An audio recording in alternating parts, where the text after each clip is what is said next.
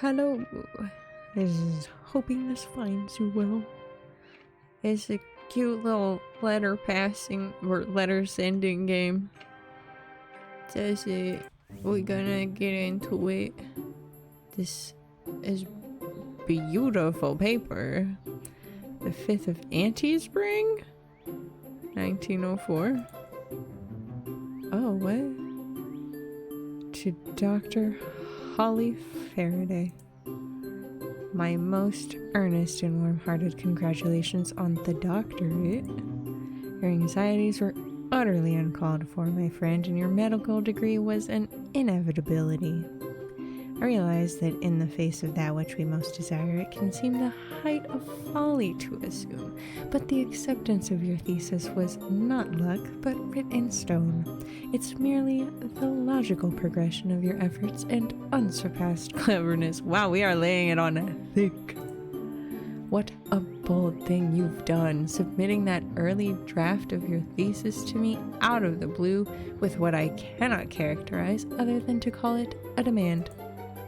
Before that day, I had not heard of the name Faraday, and it is with the same strange sense of fate that I assume I shall not be forgetting it anytime soon.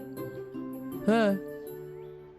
Did we realize that we were coming on way too strong and now we're rewriting it? What is it? Is this a skip button? Because I'm afraid to hit it, honestly. I fear that my previous paragraph may have come across as something of a complaint, some sort of backhanded bit of unpleasant pleasantry. 1,000 apologies. It's hard to comment on a temperament that breaks with social norms without sarcasm seeming to enter the mix. Haha. But your correspondence is frank, insistent, and always amusing. What seemed a novel turn of arrogance was proved to be warranted self-confidence as soon as I read your writing.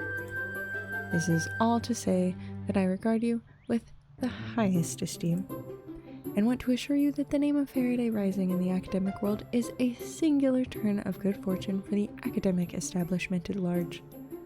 And to that end, I write to inform you that I have submitted that most esteemed of names to my superiors. Between my students and my own external research, I will require rather a lot of assistance and have requested that the office indulge me with an assistant professor. You will no doubt be getting offer after offer for employment, but it is my sincerest hope that you might consider coming to work in my department of the University of Anyatic.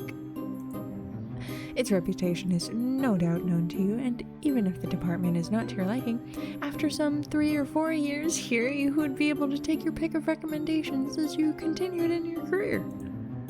Write to me when you can, and if the idea of joining is abhorrent, I shall wipe the idea from my mind and never again mention it. Heck! Wait, what? Huh? I get to see your reactions to things? Is that what this is about? Wait, hold on. Now I'm curious. Nope, you're just blank-faced. It's so much more peaceful over here. Ah. Ah, wait a minute. Ah, wait a minute. Okay, that's cute. But also, I can't be in both spots at once. And swapping back and forth is gonna make me feel insane. So I'm just gonna stick to one side. Although now I'm curious. Oh, so happy! Reputation is no doubt known to you. Yeah, that's right. We were like, yeah, just stay 3 or 4 years. Haha. Write to me when you can. If the idea of trying is abhorrent, I would wipe my idea from my mind, yes. But if it's pleasing to you, then I shall update you on the progress and assist you in beginning your application. I remain, as always, very truly yours, Harold Ludikill, MD, DLC, DCL, LLD, HRF, Professor of Supernal Biology. While reading, you can cut thanks, I figured that out. This will allow you to experience 2 different times. The letter as it's being written, and the letter as it's being read. Use your mouse wheel to page up, keyboard, scroll back, reread some stuff. Look at the other perspective. We did that a little bit. So I feel like that was adequate. The 9th of Anti-Spring, 1904. Wait, what day was it before? The 5th. Wow, these letters got delivered fast. Wow. My dear Professor Ludicale. I've only just received your letter and I'm responding as rapidly as I possibly can. We're only making port for as long as it takes to resupply. You speak of fortune, but I commend my own sense in opening your letter as soon as it was handed to me. And now I hope that my haste will not render my response entirely illegible. Yes, 100 times is not enough, but you understand me. You speak very humbly about the university at Aniatic, when there's not an academic who does not dream of entering the establishment. I could not hope to afford to attend, and at times it feels as though all eyes have willfully passed me over, but you see fit to have me there, working alongside giants all the same. Why are there multiple buttons? Confusion. Take that unceasing enthusiasm you have for my work and use it to impress upon your superiors that I will have that job, that I will absolutely not be foiled in my desire for it. It was a kindness of you to assist me with my thesis, and I will demand that kindness once more. This will need to be brief. The captain is calling all hands to return. Expect a longer letter to follow. I'll write one on the ship. Know that I consider you to be, and hope that you see in turn, as your friend, Holly Faraday, MD. Yippee! The 16th of Anti-Spring. My dear Dr. Faraday, I have received only the one letter in this past week, but as I have news, I could not wait a moment longer to share it with you. Oh. Whoa! Head office has conferred and trimmed my list of candidates for assistant professor. They had the most proficient sense not to strike your name, as it remained when the list was returned to me. I was given the final selection and refused any time with which to deliberate. You may now choose at your leisure whether you wish to respond to the title of doctor or assistant professor. The term starts the 2nd of Anti-Autumn. Are these all the same seasons? Just anti... Hey, wait a minute. What is this about? What is this anti about? Whatever. I would be most pleased to welcome you some 2 to 3 weeks early so that you might settle in and come to know the basics of educating university students. The matter is settled and I await your questions and, in time, your arrival. Regarding a different matter, I do hope that you're safe. I don't mean to hover over you like some worrying hen, but you had mentioned that you were at sea currently, sailing beyond the eastern coast and the canal. There are most dreadful reports of piracy along those shores.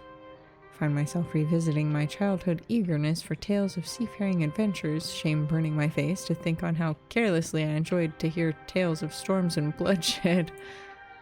Never once had I stopped to think how grisly they might be for those unfortunates who found themselves in the midst of such events. My guy? Wait a minute.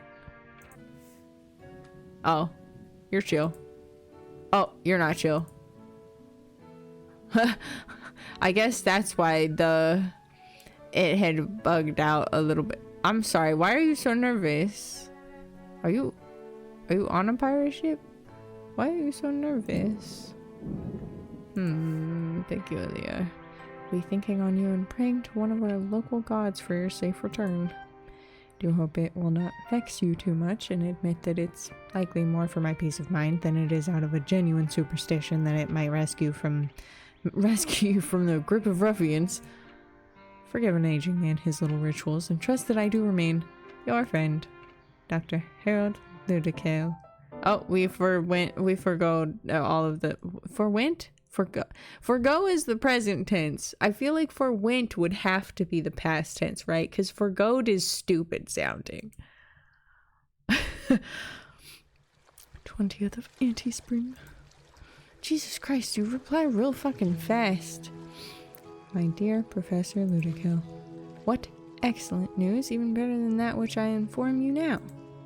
While I cannot claim to have been untroubled by pirates. Oh, you seem awfully chill about that. I will state that I am sound and as safe as one can be at sea. I remain largely below deck, though it does please me to emerge at night. You're awfully chill for having been reading about, like, yeah, we ran into pirates. The farther one sails from the coastline, the less pollution. The farther one sails from the coastline, the less light pollution there is, and once again the grand expanse of the constellations emerge, and all is peace. I prefer the nighttime. I have a condition of the skin, lack of pigment, which certain collegiate, dusty-wigged fools deemed unfashionable. I hope that you're not of the same mind and do not take this chance to withdraw your job offer. I also cannot stand to hear you call yourself aging. You may be my superior in academia, but I've done my diligence. Your age is scarcely 7 years my senior. What it is that compels men in their 30s to call themselves old, I cannot understand. I suppose all ages that are not youth or freshly marriageable are considered dead in the water, huh? Well, barring any additional seafaring catastrophes, I should hope to reach that age myself in a year, and I assure you I am not yet preparing to be bagged and splashed overboard. Perhaps as the bell chimes midnight in a year's time, it'll all become clear to me. Barring that, I will ask you very firmly to wait until your hair is graying before affecting my dear friend with such a libel. I've seen your photograph attached to one of your monographs. When I picture you, it is in the rosy hue of a mature, vigorous state. You can be nothing short of that, rest assured. Regarding the prayers for my safety, do as you wish. The sailors make offerings, wear charms, and sing their prayers into the night, and for their efforts were granted smooth waters and a strong wind. The sea and the winds are not without hearts of their own, and if your local god will put in a good word with them, I see no reason to do anything but accept it. On the subject of that, your thesis was on the supernachemical similarities between shrines, churches, and locales where demons and other such creatures make their habitats. Okay, so this is a kind of weird world. Okay. Presupposition that demons and gods belong in a similar class of creatures, not a new one, but I was impressed by the rigorousness of your data collection. And especially the section which demarcated locales where cataclysms or unsavory acts had occurred. You did not draw the conclusion yourself, but I cannot imagine that it hadn't been at least noteworthy to you. One might expect a church to register highly on your list, but it was instead the prisons, poorhouses, asylums, and battlefields which were of note. I read from some of your detractors who have read between the lines, calling your results blasphemous. They're filled with studies that attempt to explain away your results, but they do little more than affirm your findings, in my eyes. To that end, I've been taking my own ratings as I've traveled and plan to bring the fruits of my labor along with me. Wow! I realize that your own thesis may be an interest which has passed you by, but if there is a chance that it may assist in your current undertakings, I should be happy to put it to use. If not, then I'll be happy to publish privately, and your works will have one more cross-entry of support.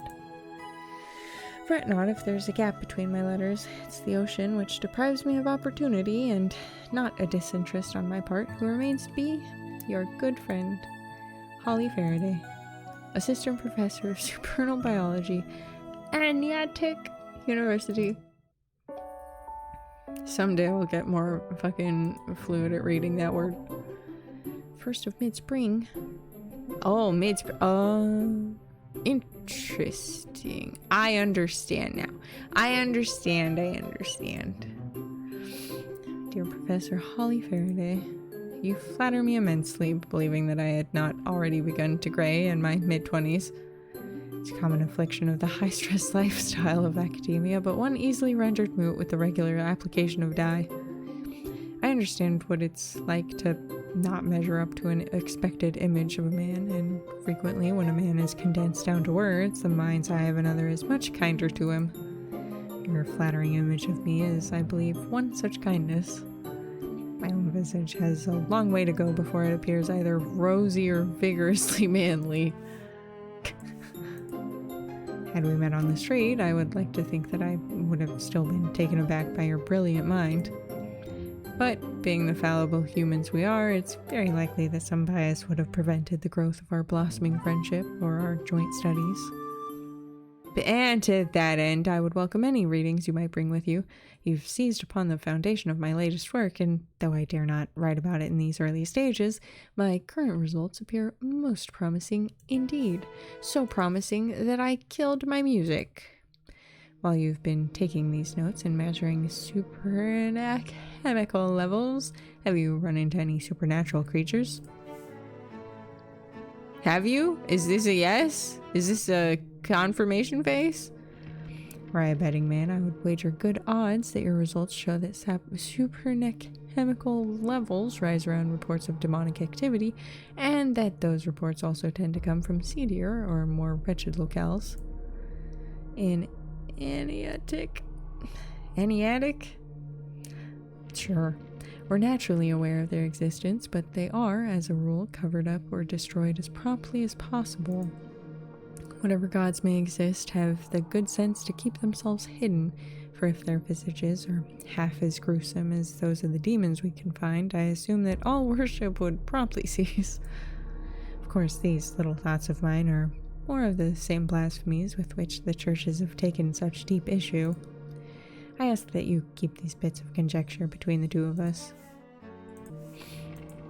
I'm operating under the assumption that the difference between demon and god is not one of kindness, worthiness, or love towards humanity as a whole, but instead merely one of size. I'm certain that several worshippers of polytheistic religions across the globe would be in agreement with me, and it's an acceptable theory to teach here at the university. But outside institutional walls, the Church of Eunominant's followers disagree so vehemently that to utter the truth to their ears is to begin a raging argument. Thus, there persists a delicate balance of teaching my own findings and not raising the hackles of some of the school's more affluent and pious donors. Whoops! So already my research does not come without certain outrage from some corners, but what comes next is what I truly must request you to keep quiet about, for if we are to follow this line of scientific inquiry, where next shall we take it? Suppose we shall make a small game of it. Assistant Professor Faraday, what's to be done next, keeping in mind what our research has told us? It's with the utmost eagerness that I await your next letter, and trust that I remain as ever your good friend, Harold Ludicale. Oh shit, we out on the... I knew it. You on a fucking pirate ship, aren't you? 12th of mid-spring. My dear Professor Ludicale, a simple game you propose, presupposing that gods grow from demons and that demons can be found in unsavory areas. What is the next line of inquiry? The entrepreneur would ask where there might be found a way to market this knowledge, how to profit off of it.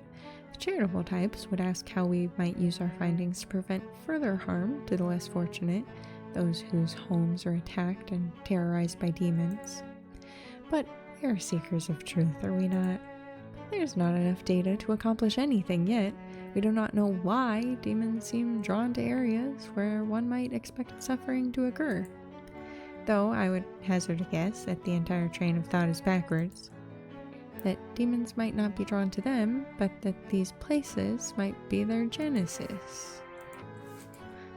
In the monotheistic religions of the continent, there is always a supreme deity who's made all.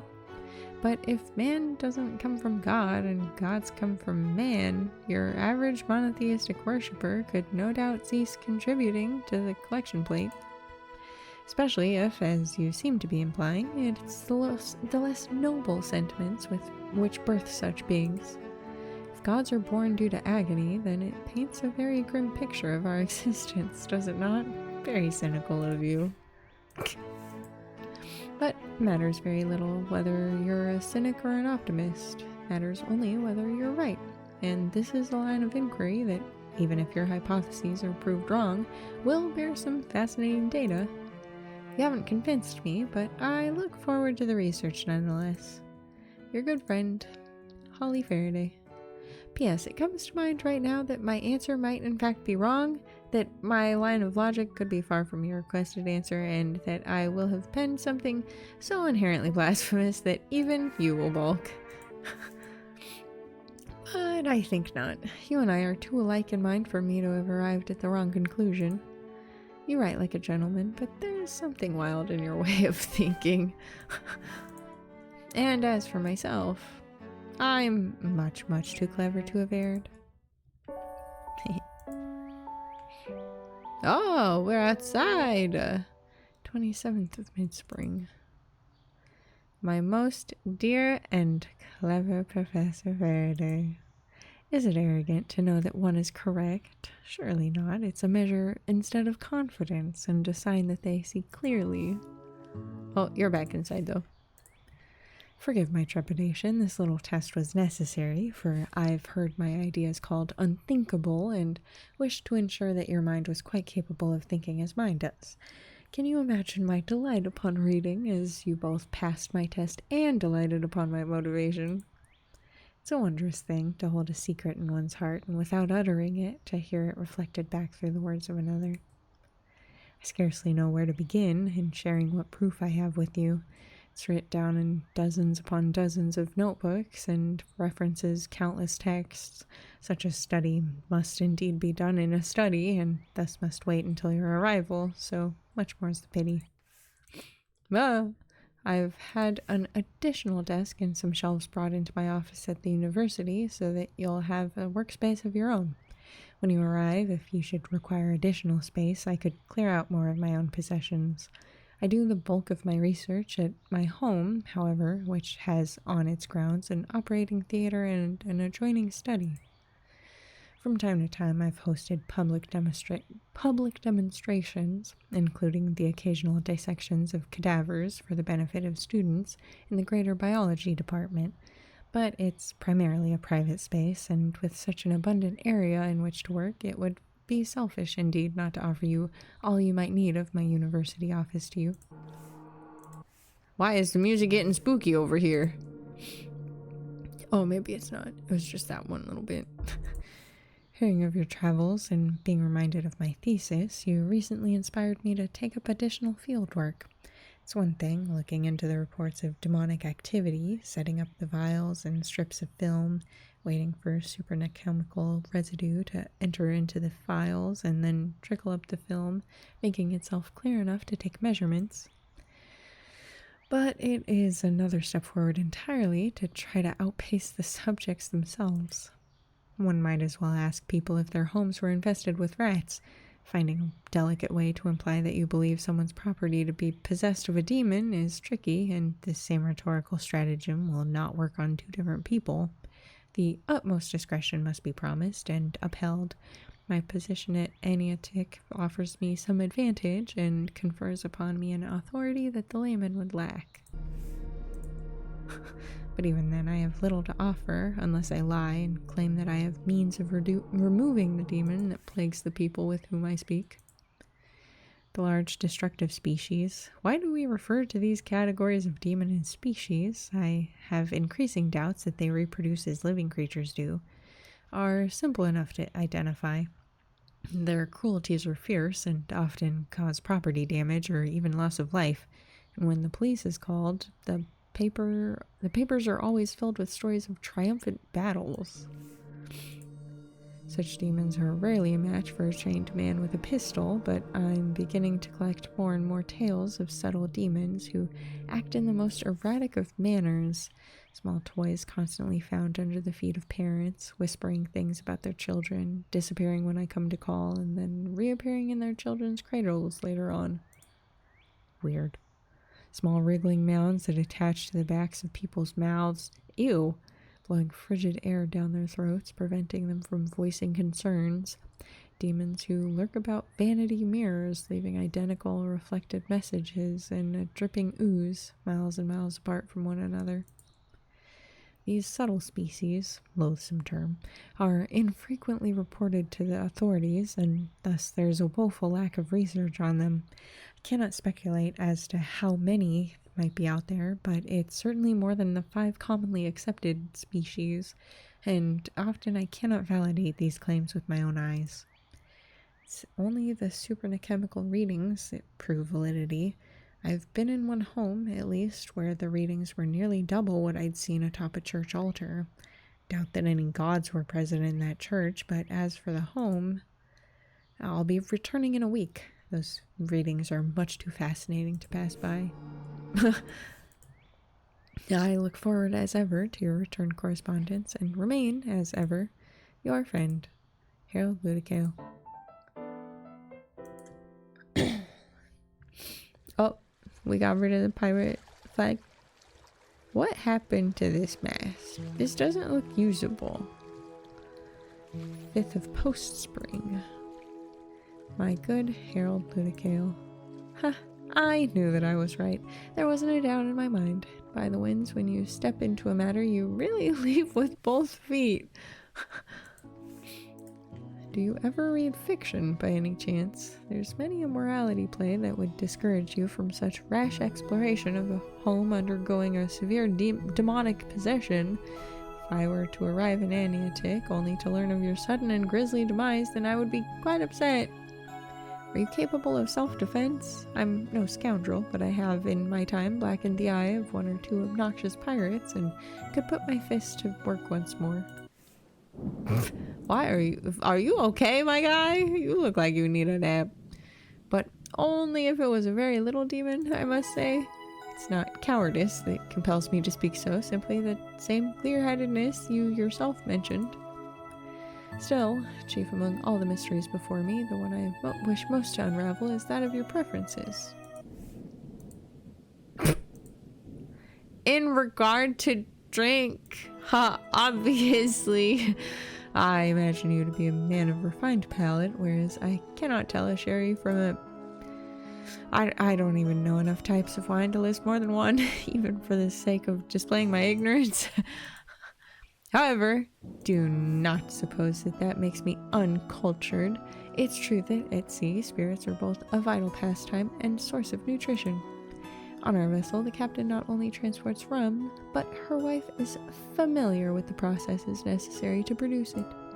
She has several tricks which enable her to preserve plants for long periods of time, and these fresh ingredients allow her much freedom in the production of new and strange spirits. Indeed, her own experimentation formed the basis of my own fascination with chemistry when I was quite young. The ship can be a troublesome home, and I've longed for dry land, but her kindness and diligence are among the rare things I miss when I'm away. All this to say that, while I may not have sampled aged sherries or some form of dessert white wines or whatever's in the vogue in Aniatic, I've had rums and ice wines and ciders beyond compare. Plan to steal a bottle from them to bring along as a gift. Why are you frowning? Fret not about whether it'll be missed, for what goes round comes round, as they say. I cannot exorcise from my mind the idea of you so willingly leaping into the fray with demons, and again implore you to exercise caution. I've seen some demons on my travels, and the lengths to which local surgeons must go in order to remove them from the afflicted are ghastly and terrible. Are you not even reading the letter anymore? Damn. You may be familiar with the removal of a man's body parts in a clean surgical setting from a body which has no use of them, but it's rather a different thing to see an arm or eye ridden with an entity removed for the safety of its bearer. It's no calm, curious undertaking, but a noisy and fundamentally horrific one. You may think that I jest, or that, as sailors kin, I'm partial to telling tales, but I do not think on these times with lurid amusement, and my otherwise pleasant thoughts of you become most grim indeed when mixed with these grim memories. Thus, remain cautious, and I shall remain your anxious friend. Hey, get back to reading your letter. Holly Faraday. Uh-oh. The 27th of Post-Spring. My most dear Harold Ludicale. Against my best efforts, I am something of an anxious person, and while you've been under no compulsion to write, your consistent correspondence has been well received each time. I do not mean to pry, but after your last letter, some small word that you're still well would do much to soothe this current bout of insecurity. Dog, where are you? No, don't do that. Sailing has been somewhat unpleasant in the week since receiving your letter. I loathe dishonesty, which is why I wish to warn you that I may omit some of the details from this account. I watched the Black Death sink a naval frigate last night. The frigate was ironclad and armed to the gills.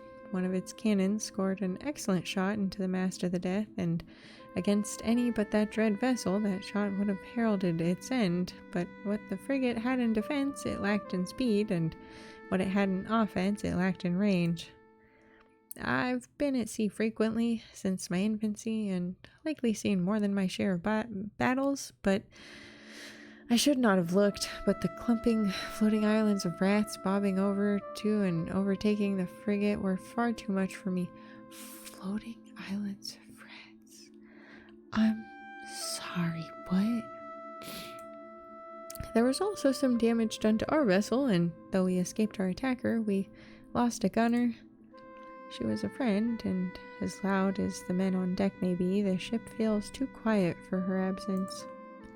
Please write back soon. You bitches. I remain your anxious and sad friend, Holly Faraday. What the heck? What the fuck? 11th of anti-summer. My dear Professor Ludicale, if you have written, your letter has been lost. Cannot fathom as to why else one would not arrive.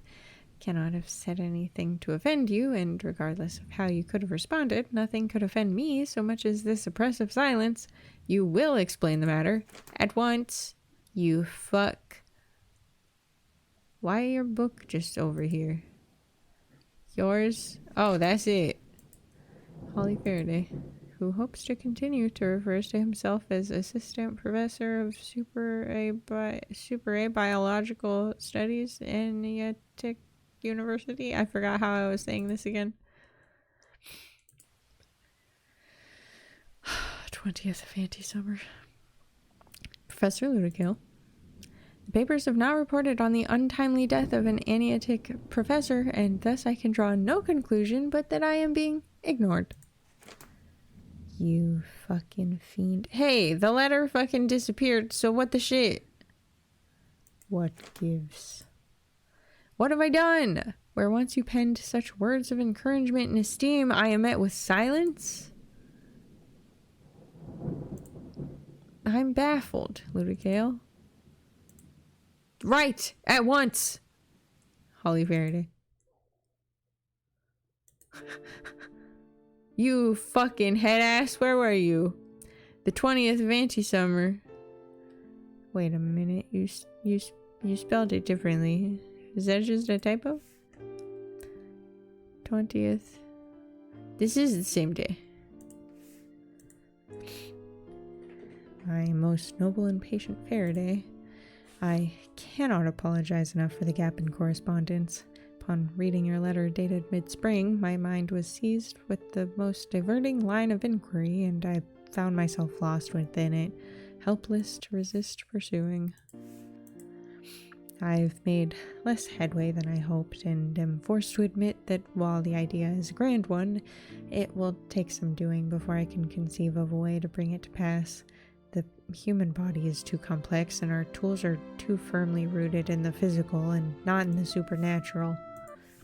Super-a-natural. I will have to build from the ground up, like a man carving the first shards of one rock from itself, fashioning the first blade. But, again, I'm ahead of myself. And that I am well and not consumed by some demon is plain by the existence of this letter.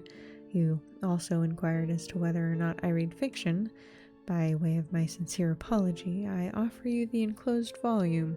It's a favorite of mine, and I cannot look upon the pages without wading into a great body of nostalgia. There are words within these pages that hold special meaning to me alone, the product of youthful misunderstandings or similarities to the faces and locales which I knew, and thus could picture while reading. In church, it's still fashionable to make small offerings of that which is meaningful to us, and it's thus I place this precious token on the altar of our friendship. It's a seafaring tale, which sparked me in no small amount of enthusiasm for exploration, and though I have explored ideas and not foreign lands, several of the ideals presented within this book are in line with those I continue to wish to uphold. I cannot write you a letter long enough to fill the empty days, but instead please take these words which I have not penned, but that have penned me. Tell me it's pure drivel, roll your eyes as you read it, burn it. Only tell me that it's accepted and that I'm forgiven.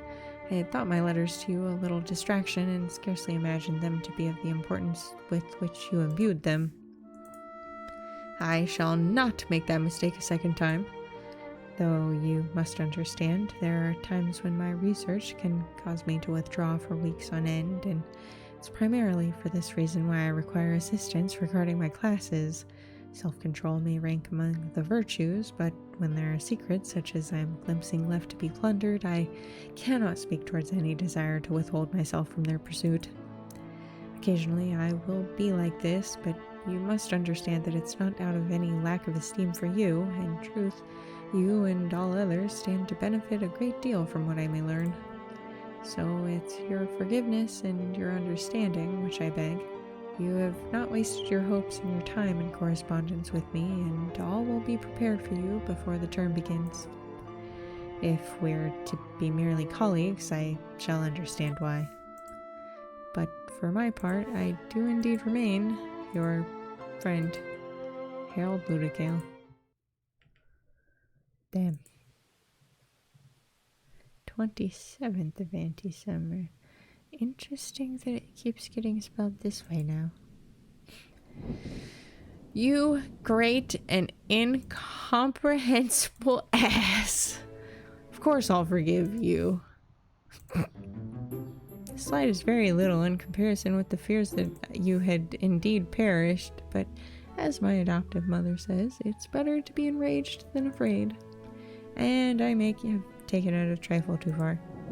Not that you didn't deserve it. Is this really how you conduct yourself? It's certain that you do require assistance, perhaps more than I'm capable of, if my surgical duties include regularly dislodging your head from your fucking posterior. I wish very much to stay upset with you, but the emotion is fleeting. Your letter is too earnest. I refuse to believe that it could have been composed with an ounce of artifice. Well, beyond the artifice used to twist it through manners and into words, I suppose. You will write once a month. I cannot stand to go longer between letters. If it's simply a postcard that states, I'm a buffoon and obsessed with work, H, then I shall content myself with that. Well, I shall not be contented, but I shall know that you are in the land of the living, if such an academic life can be called living. You're my friend, and I remain your friend, Holly Faraday. P.S. Do you have a nickname? I'm afraid I have lost all respect for you from this, and must call you by ass, if not given a suitable alternative. Do it. What? Postcard marked the 9th of Midsummer, 1904. Did he really send a fucking postcard that says, haha, I'm a buffoon, or whatever? Excellent. Fucking excellent. I am a buffoon and obsessed with work. Age. Oh. Wait. Hold on. What day was that? 9th. 9th of Midsummer. My dear Faraday, a jest, I assure you, a jest. See, I'm also writing you a proper letter. I will stand against this iron call of research for an hour or so longer, whatever's necessary to complete this letter. I remind you that our place of work is an exceptionally formal establishment and not the place for first names, let alone terms of endearment. That being said, my friends call me Harry, and I implore you to do the same. Does Holly have a short form? One might suppose Lee, perhaps, but I'll wait until I hear back from you. This isn't the sort of thing that would do, lying awake, sleep inaccessible, utterly flummoxed as to how Holly might be shortened. In my haste to respond, I realized that I had not offered my condolences for the death of your crewmate. You write that she was a friend, and from your letters, I gather that this ship has been your home for much of your life. Had you known her long? There is some difference between the loss of an old friend and that of a new friend, but both can hurt as deeply, for at times connections can be forged fast, especially one would expect while in such close quarters at sea. You also mentioned that drink was a popular pastime on your ship, and that the captain's wife was something of a brewer. I wasn't raised in Aniatic and come from a smaller town in the north. My father was a pastor, and there was little in the way of entertainment beyond his sermons each week. Small stills and big appetites could be found there as well, and while I of course now prefer a quiet, stimulating evening at the club to one of the bars of my youth, there was a certain rough charm to a gang of young boys attempting to drink their weight in whatever swill was available at the time. But the more at distance I put between myself and that young terror, the better. I was once told that my accent comes out after my third drink, and that was the day I limited myself to two in an evening. Mustn't have too much of a good thing, but if you still see fit to bring along a bottle, then I'll happily partake of 2 full glasses. Though I suppose the bar is on my mind because I will be visiting one tomorrow to take readings. A colleague mentioned that if my current pursuit included places of debauchery, then a place that ensnares victims through the lure of a drink would be a promising locale. He's absolutely correct, of course, and I made contact with the owner of the bar right away. She didn't seem to mind, so long as she was paid for her efforts. I will, of course, be forced to stay for an entire evening in the wretched place, but one must take pains along the path to the truth. I remain, as always, your friend, Harry Ludicale. P.S. I was speaking to the provost not 2 days ago, and when he inquired as to certain details of your life, I realized that I don't even know the name of your vessel. I've been addressing these letters to a postbox in the southeast coast, but that's the extent of my knowledge. All I could remark was that it must be some extraordinarily quick vessel located along the middle sea. Is a pirate ship in it? Quick and clever enough to outpace the Black Death. We did, I confess, have some number of good-natured jokes accusing you of being a member of that dread crew. So please allow me to clear your name, or the staff will be quite disappointed when you emerge from some trade ship, both eyes and legs intact. PPS, but if you do have a parent, I should quite like to meet her.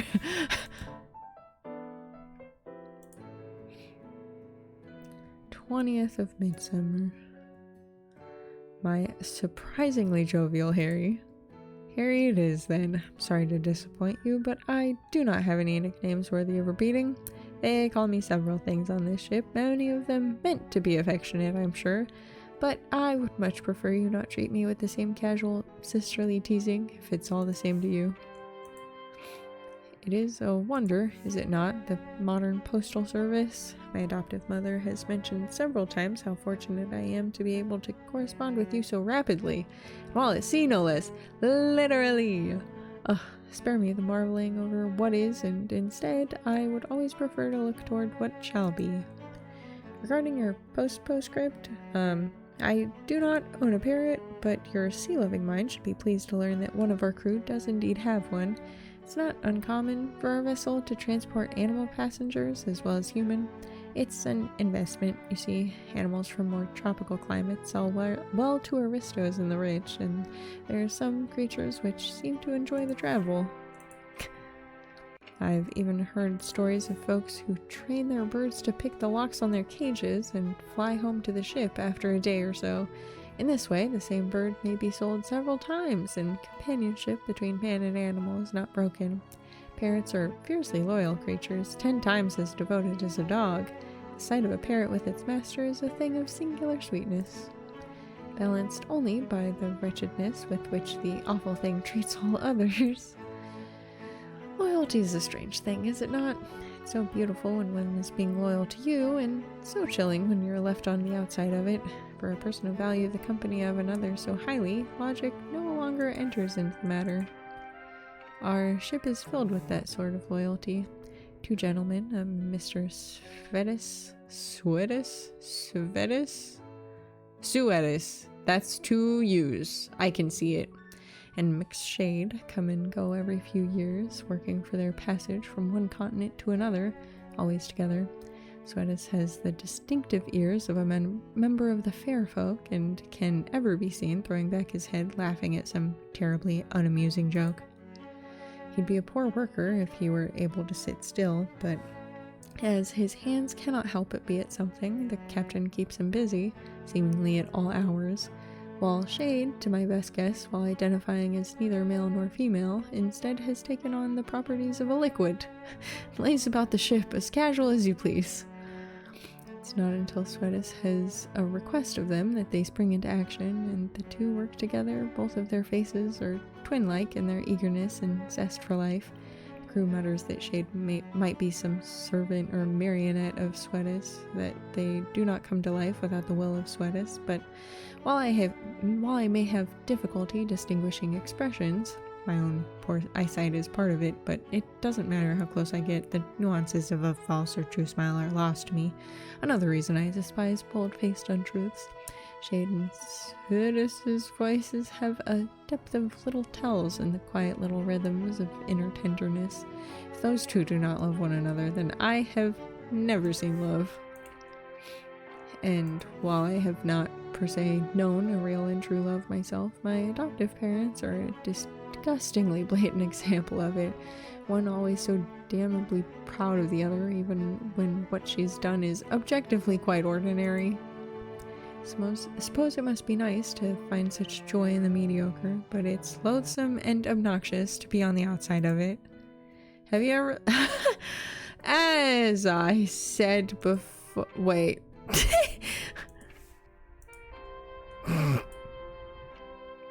Anyways, as I said before, there's a parrot aboard at the moment, and she delights in screaming.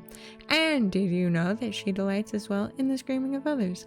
It's impossible not to shout at her to be quiet, at which point she rears a great crest of feathers atop her head and begins to scream back at you, all the louder. Were she a woman, the raising of that crest would be the same as a wide Cheshire grin, and the screaming...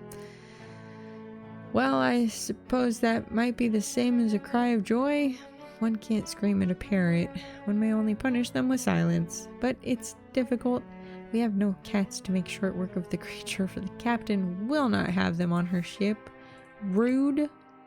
For its part, the accursed bird has made friends with the overabundance of rats in her hold, and delights in snatching food off of plates and dropping it down to them. Incredible. Few things can make the captain smile, but both the rats and the bird are smart, and occasionally the parrot will give a chittering cry, to which 1 or 2 rats will flock, upon which point she will upend her food dish, screaming with delight as the rats feast, no doubt grateful for their supper.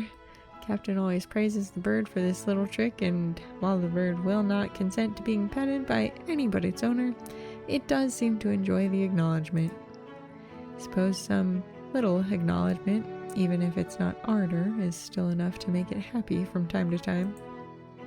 Your friend without nickname, Holly Faraday. Wow, that was crazy. 2nd of post-summer.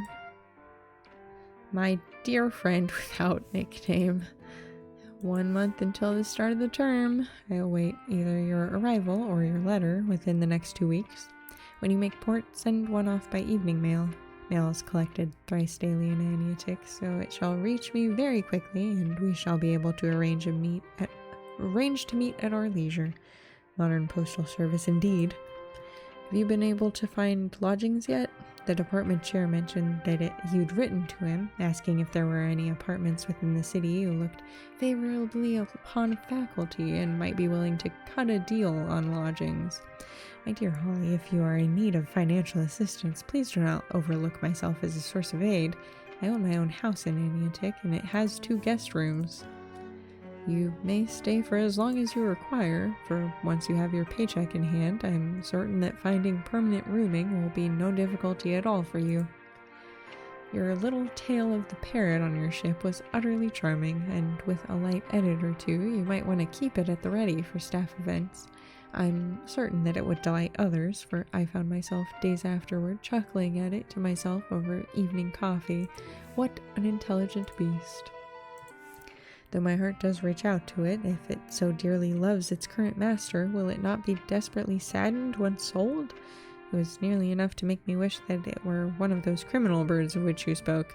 Better to be a scoundrel than alone.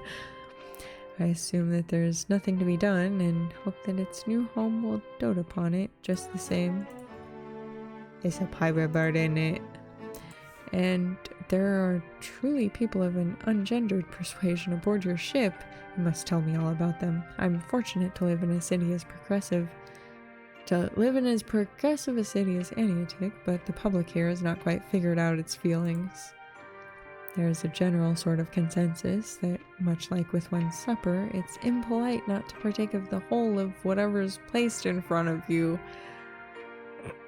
Wild to say that in reference to gender, but okay. In some parts of the world, there are men forced to live out their lives as women, and thus it would be the height of ingratitude for a man here in Antioch to not wear the trousers and title so graciously bequeathed to him by society. I myself have a friend from a religious home who was fortunate enough to not have been disinherited, as so many are, after insisting upon masculine terminology.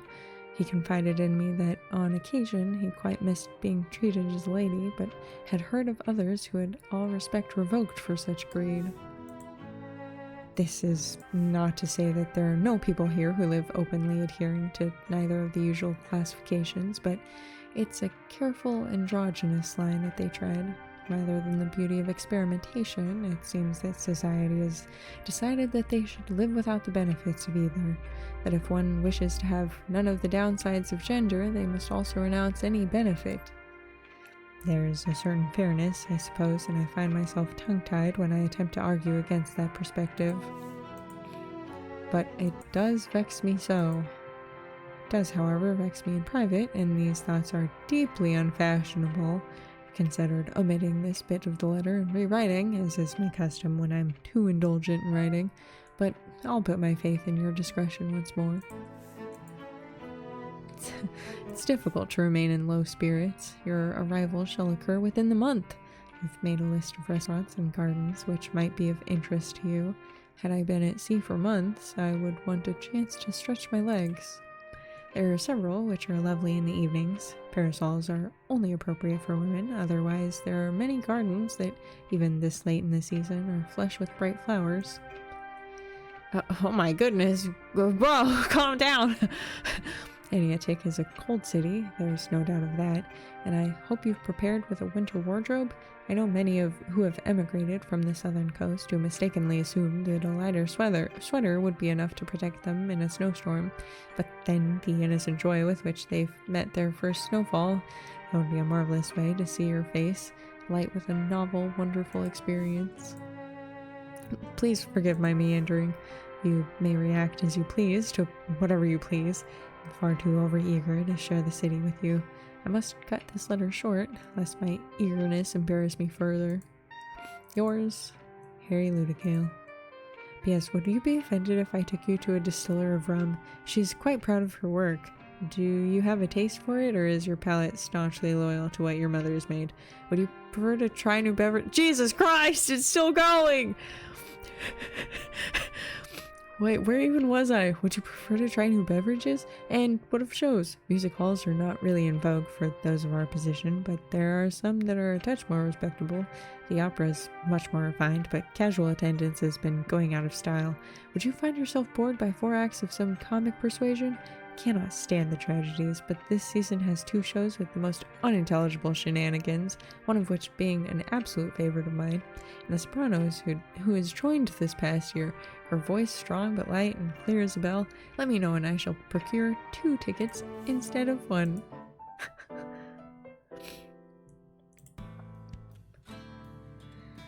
The 7th of post-summer.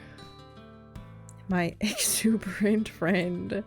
Procure that 2nd ticket and address your next letter to this inn. This landfall will be my last for the term. As upset as I may be with that addle-brained department chair, I suppose it's working out. I would be very obliged to make use of your guest room for the next 1 or 2 weeks. I am an invisible flatmate, and you shall scarcely see the finest glimpse of me outside of my room, unless you decide that you wish to. I have much to say, and this could be my longest letter yet, but at this point there's little reason not to save it all for when we are face to face. I'll send this letter out post-haste. Is that anything? Is it even wordplay, or is it just simply literal now? I wonder that I might have a response from you as soon as tomorrow. Your extremely close friend, Holly Faraday. P.S. And by that, I do not mean to... I do not wish to make assumptions. I merely... It's mere wordplay. Words fail. See you soon. 7th of post-summer. Oh, shit. My exceptionally close friend. It's literal and figurative, as the post is now frankly much too slow, and I have sent the owner up with this letter. Oh. That's why the music is the same, because they're literally in the same place, apparently. Closer than you may have considered. Harry. What the fresh fuck is this? Who the hell is that?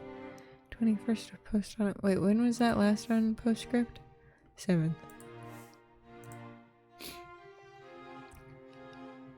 To Professor Harold Ludicare. It's uncommon that oh shit! I love this fucking clown music happening over here though. Uncommon that I write to my staff, but with your irregular schedule it seemed more prudent to. This also ensures that you have my complaint in writing. Oh fuck. Your assistant professor is utterly unbearable. I had taken note when you mentioned that he might come from meaner stock than most of the scholars here, but I scarcely expected that you would have truly employed an absolute nobody like this to our university. Uneccentric, yes, I well expected someone like you to have found an unusual or even bohemian hire, but from his mouth come the most creative and disgusting curses. It's like he's a fucking sailor or something. He managed to stub his toe in the library, and the head of the geology department heard Faraday let loose with a colorful entreatment that the book cart's mother attempt to fit an animal. Yes, I understand now how this sentence is working. A colorful entreatment that the book cart's mother attempt to fit an animal of considerable weight and size into a portion of anatomy that, unless I am very much mistaken, book carts lack. Little matters like that are obnoxious, but what goes beyond the pale is that apparently he's given no less than 3 failing grades on the labs and papers of one Withersby Whitehall. The Whitehall family has a long and highly respected legacy, and young Witherby's father's father was among the first class to graduate from our halls. And oh, this music is jazzy over here. Just kidding, it's not quite as jazzy as I initially thought it was. Both the university and the family have been lavish in their long-standing appreciation of one another. We certainly should and will show a little kindness towards those who have shown such fondness of us in the past, namely with their wallets. Whitehall's grades must be given a charitable bit of grace in the future, and you will also inform your assistant that he must refrain from comparing students things that include, but are not limited to, slow mammals, characters from children's rhymes, inanimate objects utilized for self-gratification. If I may speak frankly, Ludicael, for the God's sake, man, get your assistant in order. Your research is promising, and all the more so with him by your side. But you have tenure, and he does not. Yours, Professor Simon Beaconsfield, Chair of the Department of Biology, University of Aniatic. Ha, whoops. 31st of Anti-Winter. Harry. While I could say this to your face, I wanted to thank you for all you've done for me this year. I've spoken to the department chair, and though I can tell that he still does not admire my demeanor, he has admitted that the supernabiology department has flourished this year, and that my efforts have made a considerable difference. But without your initial and continued support, I know that I would not have made it. How do you function so well? How do you persist and manage to smile in the faces of all of these simpering twits? My home ship may have been little more than a pile of rats, but at least rats don't lie to you. May have been loud, but what it shouted had little guile. Neither Aniatic nor the ship suit me, but it's within the walls of your home that I feel most at ease. You're a bit of a stuffed shirt, and you care far too much about what other people think. But not even you can keep a cork in that font of energy and zest you have for life. I'd never thought to develop a taste for the opera, but then I'd never known that they write them in languages I understood. Or thought to bring a libretto and whisper comments and make jokes, to watch them with the combination of earnest love and sharp tongue for parody with which you enjoy all your favorite things. I can see you wince when I make a misstep in public, and the shame that I feel for myself is compounded when I realize that I've shamed you as well, but you utilize your social prowess to steer me safely through the ire of those who would hold a grudge, and you chastise me only a little for my missteps. On the ship, shipmates are not as gentle. The crux of the matter is that I wish to thank you, and not only that, I wish to ask you if you would accompany me to dinner. I know that we dine together several times a week already, and that you hardly bat an eye at the cost of any dinner which I purchase, but I should like to invite you at my own expense. It's nothing fancy, but there is a comfortable pub, and if you would break your little rule for me, I would be very happy to hear what you sound like after a third drink. The esteem I harbor for you is immense, both for your mind and, as I am bold today, for you as a man. I feel as though I've known you for ages, but still there's so much that I do not yet know about you and would like to come to know better. Yours with gratitude and affection, Holly. Huh. Private logbook. Oh. 1st of Midwinter. New Year's Day. Oh God. What have I done now?